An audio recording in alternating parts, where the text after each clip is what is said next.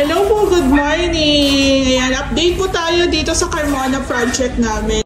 Balikan lang po natin yung itsura po ng Carmona project namin nung nag-ocular visit po kami dito. So, ito po siya, bird type, naka-loft style po siya. Tapos kung mapapansin nyo yung wall is naka-CHB pa po yan. So, hindi pa po siya naka-plastering. Ito na po siya ngayon. Ito po yung my high ceiling. Ayan na po. So, ito po is naka-PVC panels din po tayo. I-share ko nga lang po pala, bali meron po nag-comments na ma'am, napansin ko po kasi nakapalo kami sa page nyo, Diero, tapos nag-PVC panels. Hindi po ba lulutong o lulundo yan katagalan? Ito naman po kasi kung nakapalo po kayo sa page namin, meron po siyang insulation, meron po siyang pine seam board. Then, yung PVC panels, pinatong po natin. Ayan po. Yung PVC panels, meron na po akong supplier neto. So, ito na lang po yung pino-forward ko kay client. Pinapili ko po sila kung anong design, anong kulay ang gusto nila. Ayan. So, ito po yung napili ni ma'am. Medyo dark. Medyo dark brown po ang team namin dito sa unit niya. Tapos white. So, dito po sa high ceiling, naglagay po kami ng cove light. Ayan po, cove light. Tapos, meron tayong center light. Ito talaga ang magandang lagyan ng parang pendant na pailaw. So, ito po, naikabit na yung ating ilaw. So, hindi po muna tinanggal yung pinaka-cover para hindi rin po siya madumihan. So, dito nga rin po pala sa unit ni ma'am, yung staircase natin na dating bakal, semento na siya ngayon. So, naghihintay lang tayo ng curing period para po matanggal na yung pinakatukod sa ilalim. So, ito po, itatiles din po yan. Si ma'am po ang bahalang pumili kung anong kulay ng tiles ang ilalagay dyan. Tapos dito po, so ito po ang hagdan, lalagyan din po natin yung railings yan, ng handrail. Hanggang dito po ang ating railings. Ayan po. So doon po sa original na design po nito, hanggang dulo po ang railings. Pero ang gusto ni ma'am, naka-wall na siya, tapos half na lang po yung ating pinaka-railing. So hindi po muna natin tiniles. Ayan, hindi po muna ni Ray pinatiles yung part na to kasi magkakabit na po tayo ng bakal dito.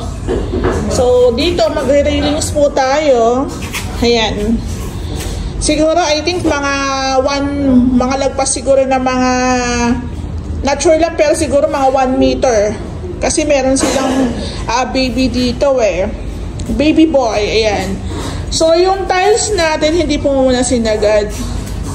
Ayan. Tapos dito po, ayan, ikot lang ako.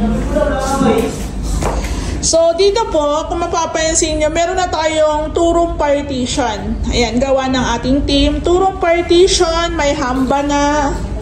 Ito po yung isang kwarto. Ayan. So, ang laki, diba?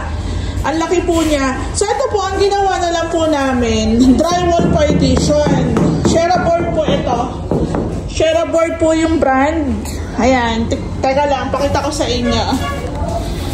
Ito po yung brand ng ating pine seam board. Ayan, Shareaboard. Shareaboard po siya na 1/4 ang kapal. So, 2-room partition lang po. Ito po yung isang kwarto. Ayan po. So, ito po kung mapapansin nyo, ang pinakakisame niya is Shareaboard din. Shareaboard. Same lang po ng kapal. Same lang din po yan sa kisame. Ganon din po ang kapal. So, ideal na po yung 1/4. Pero kung gusto nyo mas makapal, pwede na rin naman po. Pero pag kisame kasi, okay na po yung 1/4. So, may part na hindi pa namin tinakpan kasi ito pong dalawang kwarto is lalagyan po siya ng split type na AC. Ayan. So, pagdating po sa split type, pwede po si client ang maghanap ng supplier niya. Pwede rin naman ako. Meron na po kasi akong contact. Pero, mas may sasuggest ko po sa inyo, sa akin na po kayo mag-direct. Kasi kung halimbawa may babakbakin dito, may tatabtabin, ayan, pwede ko na pong ipagawa yun sa tao ko. Kasi parang isang team na rin po kami.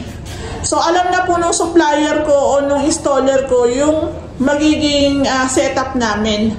So ito, kay ma'am supplier siya. So naghihintay kami na mailatag na muna yung tube doon sa loob ng kisame para hindi po masakit sa mata.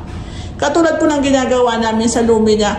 So kami concern, sinasabihan na po namin si client para mai-hide din po namin yung mga copper tube dyan.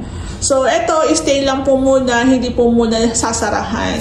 Pero may nakaabang na rin po yan. So dito po sa kada kwarto, merong 4 na pin lights at meron din po siyang isang center light. So dito po sa second room, kung mapapansin nyo, ito po, naka-insulation. Ayan. So kahit paano, yung roofing tsaka yung gap po ng ceiling medyo malayo ng konti. Unlike sa Lumina na talagang sobrang lapit na. Pero ito po, merong insulation. Naglagay pa rin po kami ng metal framings, wirings, tapos ito pong ating Shera board. Ayan, Shera board po ito. Tapos, tsaka po namin pinatong yung ating PVC panels. Totoo talaga magastos, pero syempre gusto namin gumawa yung sigurado na. Diba? Actually, mahal, pero hindi naman na si ma'am gagastos ng masilya, ng gasa, ng pintura dito, 'di ba? So yan na yan. Mas malinis pa ang tingnan, mas magandang tingnan. So hindi si ma'am mag-aalala na kahit nakahiga siya dyan is makikita na yung mga dugtungan na nagka-crack na o nakikita na, visible na, 'di ba? Kasi sa sobrang init talaga, yung mga dugtungan ng Shera board, talagang magbi-visible po talaga yan. Kahit anong ganda ng batak. So, ganun lang. Depende naman sa inyo, kami nag-share lang. Depende sa inyo kung gusto nyo mag-PVC panels o gusto nyo Hardiplex o Shera board. Pwede rin naman. Depende sa nagpapagawa at depende rin sa budget, syempre. So, dito kina ma'am, mas prepared po nila yung mga panel door. So, yung mga ganito po pala is parang panel door lang po ito. Pero, sa mga ginagamit namin molded door, minsan kasi yun din ang sinasuggest ng client ko. Pero ito kinamam kasi, the rest po ng materialis, sila po yung nag-aasikaso. Kaya nailalagay din nila kung anong gusto nila. Same lang din po, hindi po namin sinagad yung pagsara ng kisame kasi maglalagay din po ng AC. Ayan, so nag-abang na kami, pero baka sa iba yan, hindi nila abangan, basta gawa lang. Pero diba, i-remind na po natin si mamang contractor. So kung mapapansin nyo, may mga gap. Ayan po, may mga gap. Kornisa na lang po ang gagamitin namin dyan instead na J-clip. So sa amin naman kasi dito sa Carmona, hinahayaan lang din talaga kami ni ma'am. Pero nagsasuggest kami kung ano yung gusto nila at mas isa ikakaganda, nag-go naman po sila. So okay lang yon. Then meron na rin po tayong mga nakabang na wirings. Ayan, may mga nilagay tayo mga additional outlets. Sa House Makeover, magsawa kayo ng mga outlets kung saan yung gusto magpalagay, pwede sa amin. So itong ating balcony, ang hinihintay na lang po dito yung roofing, tapos grills na lang, tapos tiling works. Ayan. So kung mapapansin nyo yung unit, maputi na, may masilya na po kasi itong mga to. Ayan, ito po, wall po to. Kung si ma'am, may TV sila dito sa may room nila, pwede siyang magkapit dito. Ayan, kasi wall to. Pwede rin po doon kasi sariling wall din po yan ni ma'am. So ang ganda na, diba? Ito nga po pala yung PVC panels na napili ni ma'am. White lang, tapos plain lang, walang groove. Tapos yung kanilang tiles nga po pala, ayan, medyo dark brown din ang peg po ng ating tiles. So pinapartner ni ma'am sa team niya na medyo dark brown tapos white lang. So ang magiging pintura nga po pala ng bahay is white. So gamit po ang semi-gloss ng Boysen. Maganda po kasi ang semi-gloss ng Boysen. Pero depende sa inyo kung gusto niyo rin Davies, pwede rin naman. Wala akong particular na brand na pinopromote, pero kung ano lang po yung available sa hardware, yun po yung ginagamit namin. So, ito na po yung update natin sa ating Carmona. So, nakaka-excite sa lahat ng ginagawa namin. Parang dito ako na-excite kasi tingnan nyo, ang ganda, diba?